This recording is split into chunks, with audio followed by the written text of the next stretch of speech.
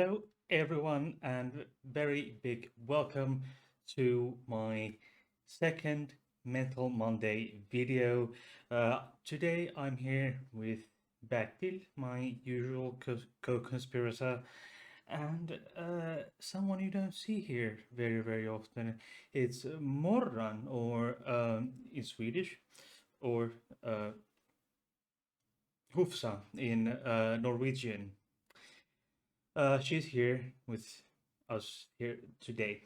I think I brought her because she represents the depression and anxiety, and yet longing for the touch and contact with her fellow beings, which many of us in this day and age unfortunately tend to lack. So last Monday, I published an intro to this new series called Mental Mondays.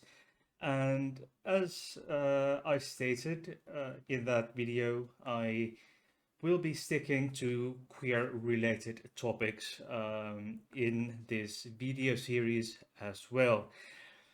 However, it's essential that I talk about um, some common mental health issues in more general terms in regarding the general public, not just queer people, uh, because these things do and will always affect everyone. And just being LGBTQ plus doesn't mean automatically that you have mental health issues. Many don't, and many do not, even though it's more likely for LGBTQ plus people to suffer from mental health issues. But I will be delving into that as to the reasons why in a later video. Today, I will be focusing on the statistics. So we have laid the base of these issues we discuss on mental health and other issues experienced by minorities.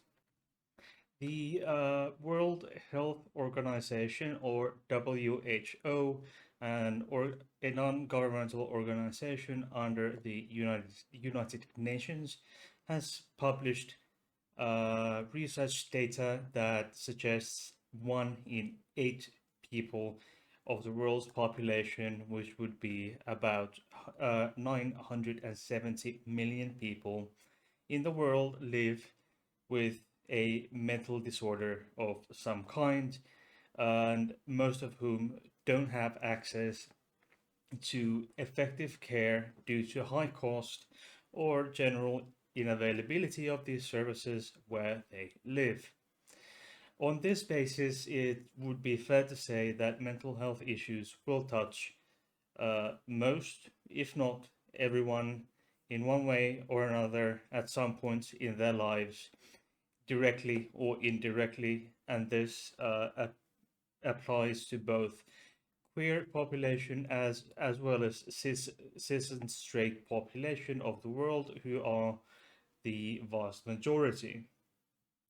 Obviously, this is way worse than it should be, but there's a huge stigma on having a mental disorder, a mental illness, be it anxiety disorders, depression, bipolar, schizophrenia, and so forth. And many may not even want to seek help due to the shaming that comes from the society around them. And we all should know that that is very detrimental to uh, this person's mental health and general well-being. Having said that, my focus is on my usual category of LGBTQ plus, because I think it's essentially important to focus on vulnerable parts of our society.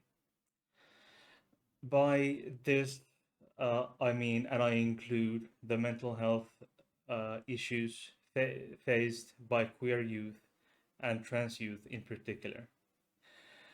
One big targeted group, especially in terms of victims and victims of violence and the amount of violence, are trans people of color.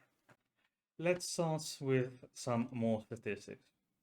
In 2022, the Trevor Project, a US based nonprofit focusing on suicide prevention among LGBTQ plus youth, published the 2022 National Survey on LGBTQ youth mental health, shows the rates have been trending upwards for the past 3 years.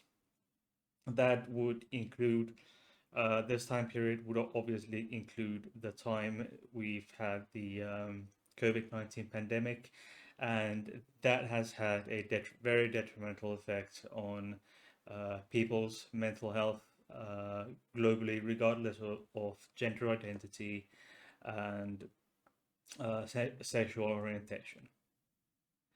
That is in itself isn't surprising, and there will be more about that a bit later. High, and it has been proven from these statistics and also the previous statistics that we've had provided by the World Health Organization, the Trevor Project, the Stonewall, which is a UK-based uh, non-profit which fights for the rights of LGBTQ people, and by the way, was co-founded by Sir Ian McKellen. Um, but it has been shown from statistics and other research that high social support from their families um, has resulted in rate of suicide attempts to be less than half than those who reported low or moderate support from their family. That is a lot. And only with the high social support from the families of queer people, the LGBTQ youth, has a massive support.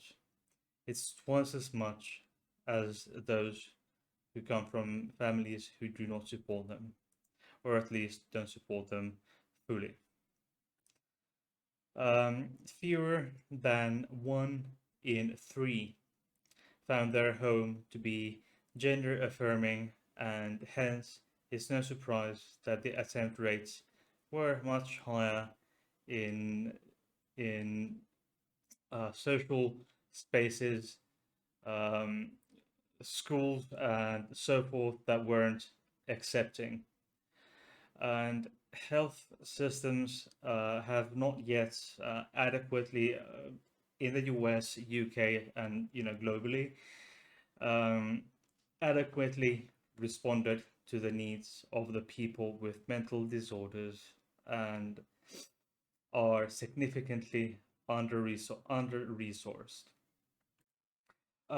Data provided by the American Psychiatric Association, or APA, shows that LGBTQ plus individuals are more than twice as likely as heterosexual men and women to have mental health disorder, or more than one disorder in their lifetime.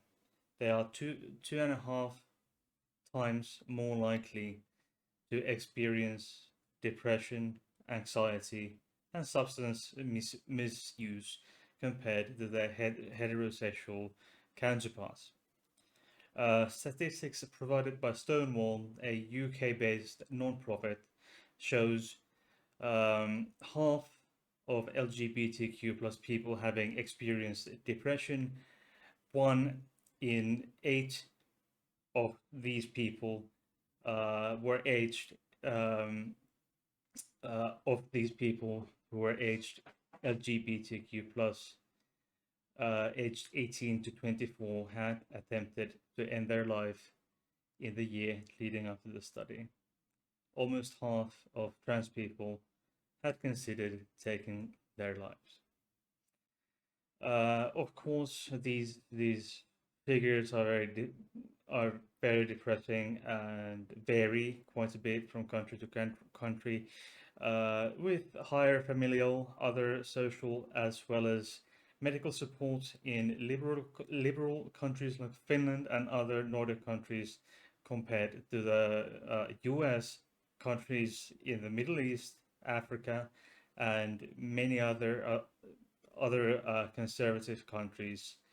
um, are These figures are very different. Um, However, I would take the stance in this situation that the situation in the US as an average or median figure, because the society over there has condensed a lot of strict conservatives, but on the other hand, liberals in the same place, so to cancel them out, if you will, to make more uh, more the middle ground data between the harshest places in Africa, Middle East, and some places in South America versus the liberal countries of Western Europe, Western and Northern Europe, for example. In countries hateful towards LGBTQ plus often do not have proper mental health services or support systems in place because many believe that such things as mental health disorders do not exist, right? The gap between the need of treatment and its provision is wide, obviously, all over the world, and is often of poor quality when delivered, if even delivered. For example, only 29% of people with psychosis and only one third of people with depression receive formal mental health care. This is globally based on World Health Organization data, which is openly available on their website. People with mental disorders or mental health disorders also require social support, including support from in developing and maintaining a personal, family, and social relationships. People with mental disorders may also need support for educational programs, employment, housing, and participation in other meaningful activities. For quite obvious reasons, pandemics, war, and pestilence often worsen the situation of mental health problems globally, regardless of how local these outbreaks may or may not be. In the first year of COVID-19 pandemic, the global prevalence of anxiety and depression increased by a massive 25%. This is according to a scientific brief released by the World Health Organization, or WHO, recently. Can be found on their websites. I will provide some studies in the description.